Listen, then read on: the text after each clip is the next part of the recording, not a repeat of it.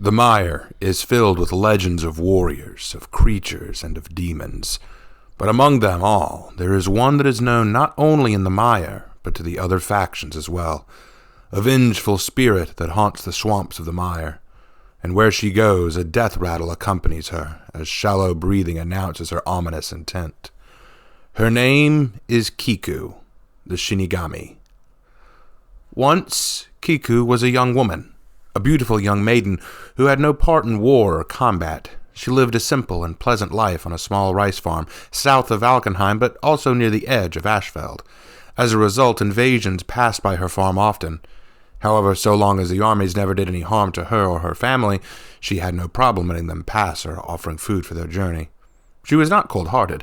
In fact, Kiku was considered as beautiful as she was kind. In the local village, she would participate in performances and dances, wearing a kitsune mask she carved herself. She was called the Little Fox of the Mire, for she was ever elusive yet beautiful. None met her that did not take to her quickly. Had she been born a samurai, perhaps she would have had the opportunity for a prosperous marriage. But no, she was not. Kiku was born a simple farmer's daughter, with no station to her name, and in this world, where might defines everything, and every man is needed at the ready for war, the time for matrimony and courtship is simply not a luxury any can afford, including her. But something changed when Kiku was around 23 years old. While out gathering crops for food, she overheard the sounds of combat. This was nothing new to her. The invasions from Vikings and knights had become commonplace, and with the rising of Horkos and Chimera with the Maya remaining neutral, invasions into the Maya had become very commonplace. As she understood it, an Iron Legion detachment had been sent into the Maya to acquire territory. There were even rumors of a warrior that led them, some lawbringer with the strength of a legendary black dragon. However, the fighting was still some way off, so she did not pay heed to it. It was not something she needed to concern herself with. But there was a new sound, the sound of moaning. She looked towards the trees and saw a figure crawling through the shallow, murky water. He wore the armor of a knight of Ashfeld, his face masked by a helm carved into the shape of a skull. A battered shield lay behind him, as he had discarded it. Chains coiled around his arms as if he had been a mere prisoner, but the wounds on his body were inflicted by blades. He was a conqueror, a warrior of the Iron Legion, but he was dying. His breathing was shallow and his voice weak as he muttered some prayer to himself.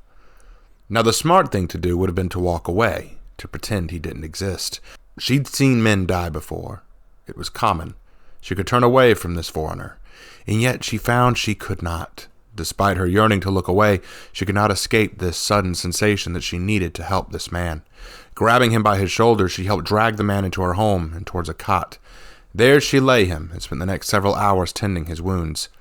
The warrior said nothing, for he likely was not awake. As she removed his helmet, she saw a handsome man in his 30s, unconscious, with a gash above his left eye. She stayed by his side through the night, tending to his fever and his heavy breathing. She did not move until morning. And when the man finally awoke, he was delirious, moaning and in need of water. So she gave him what he required. As his senses returned, he began to take in where he was, what was going on. And then he took in Kiku. He explained that his name was Eric of the Iron Keep. He was a soldier in service of the Iron Legion, and the battle had been going poorly, so they were routed. He had stumbled away, desperate to find a hiding place, and had collapsed in the swamp, which was the most he could remember. His injuries were too great to continue his journey, so Kiku offered to allow him to stay and rest, which he accepted graciously. Days turned to weeks, and as Eric grew stronger, Kiku grew more fascinated with him. He was not refined or gentle like many of the samurai she'd encountered. He was loud, uncouth, and in many ways rude. He ate a lot, laughed too loudly, and was certainly obnoxious.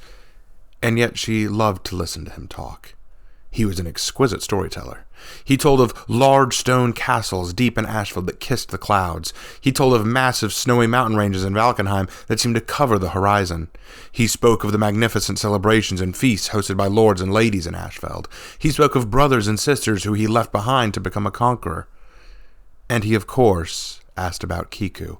But more than that, he simply sat with her, speaking of good times, of bad times, of battles, of peace.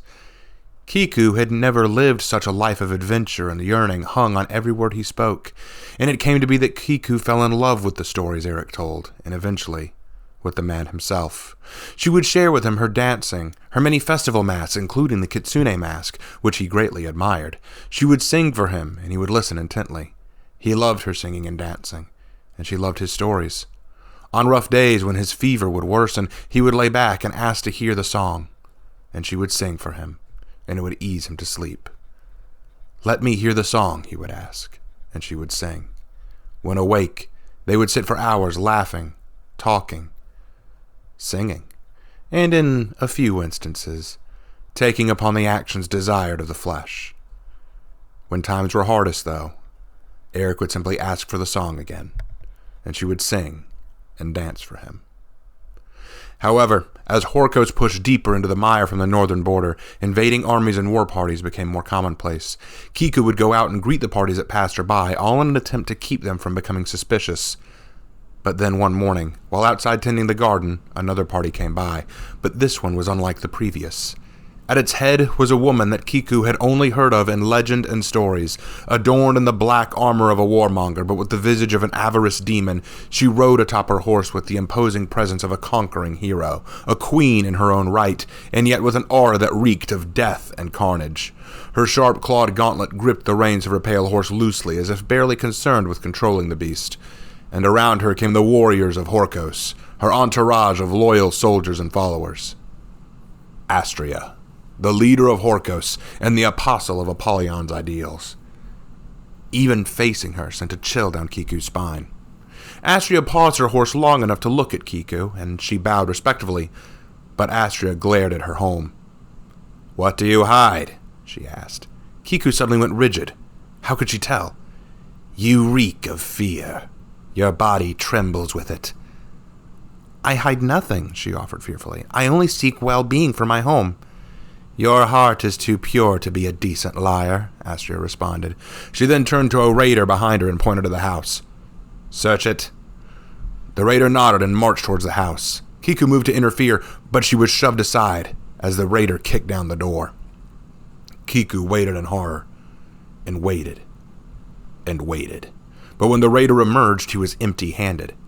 "Well?" Astria asked. "No one there."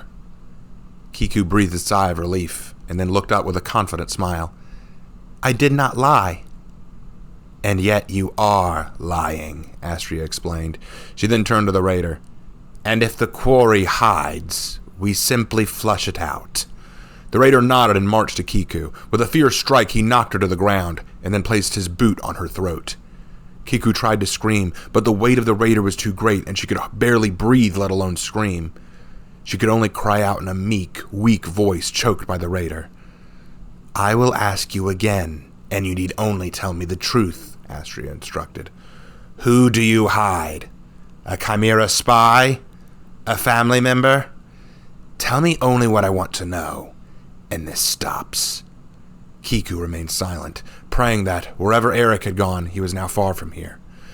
The raider put down more pressure, and Kiku let out a wheezing cry as she felt her windpipe crushed.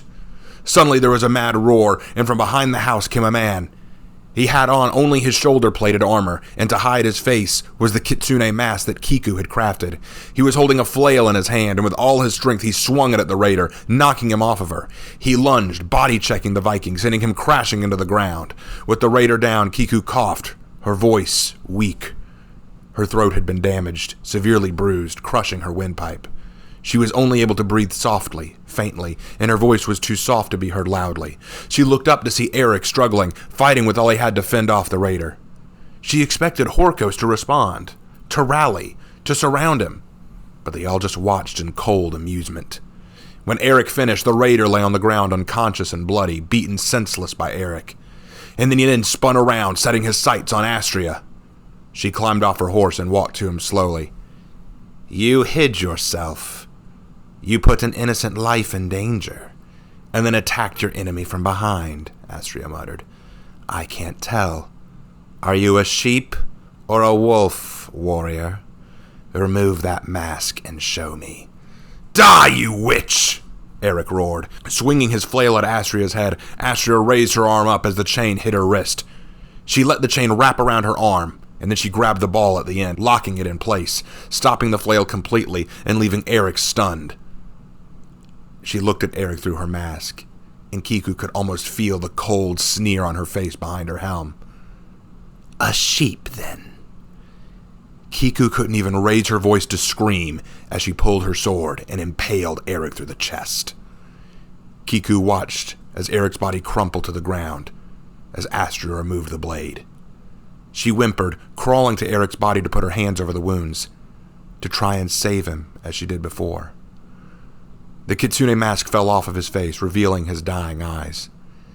He glanced up and gently touched Kiku's face, and then the large bruise formed in her throat. Shame. You had such a beautiful voice, he whispered.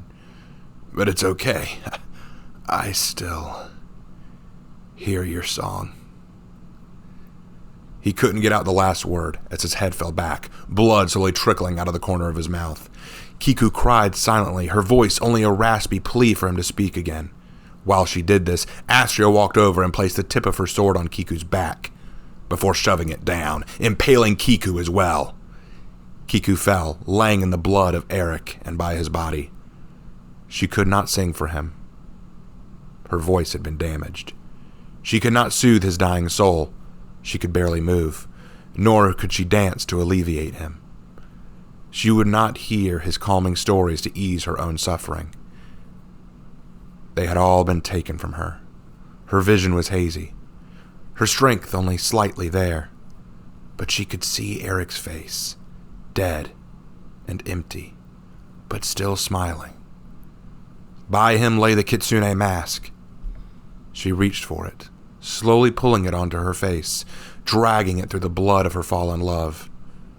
As she tied it on, she felt the old, meek farm girl drift away, dying in the blood and the grass. That girl was dead, and something rose up in her place. She saw the axe of the raider laying on the ground, and an idea formed in her mind. An idea too alien for the young farmer's daughter to ever contemplate, but that a demon would surely have relished. Master! Astria only had time to look behind her as a reaper lunged at her, axe in hand, swinging it with all her might at Astria. Astria raised her arms just in time as the axe glanced off of her gauntlet, scratching the armor. She gasped and pulled her sword, blocking the next swing of the axe. But Kiku was too weak to swing again. She kept huffing, hissing with fury, struggling to raise it, but lacking the strength as blood dripped from her wound. Her expression was impossible to see behind the mask, impossible to recognize, but as Astria glared at her, she smiled, a broad smile her own followers felt horrified by. It seems you are a wolf in sheep's clothing. Astria sheathed her sword and walked back to her horse. I look forward to seeing how you fare. She then kicked her horse and led on her entourage. Kiku wanted to chase her, to strike her and her whole army down, to destroy them all, kill them all, leave them laying in the mud and muck, caked in blood and guts as they had left Eric, like they had left her. But she was too weak. Her wounds needed treating. She turned to Eric, staggered to him, meekly placing a gentle, bloody hand on his face. With the last bit of life he had, Eric gazed up at her and pulled off the mask. Let me hear the song, he pleaded. Kiku wept. Her throat was damaged. She could not even raise her voice, but she mouthed the words of his favorite song. She whispered them so weakly, even she could barely hear them. But he smiled as if they were the only sounds he could take in. And as his eyes finally closed, Kiku wept the final notes of the song.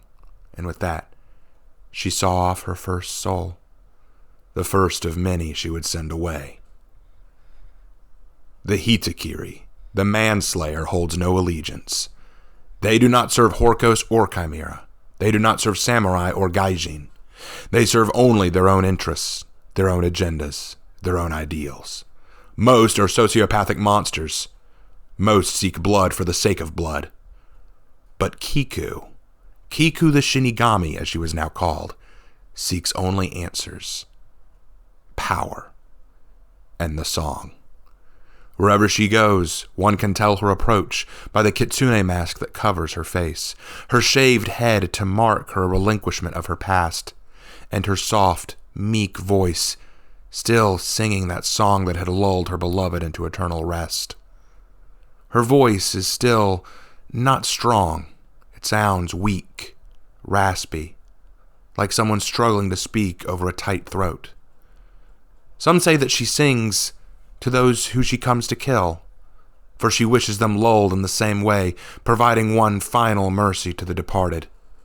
But that does not mean she shows mercy in the fight. Legends tell of whole Horkos outposts ravaged by a spirit in a fox mask, wielding an axe writhing in serpents. They say even when struck by a warmonger's corrupting blade, she snarls it off, hissing like a snake and striking with ever more fury.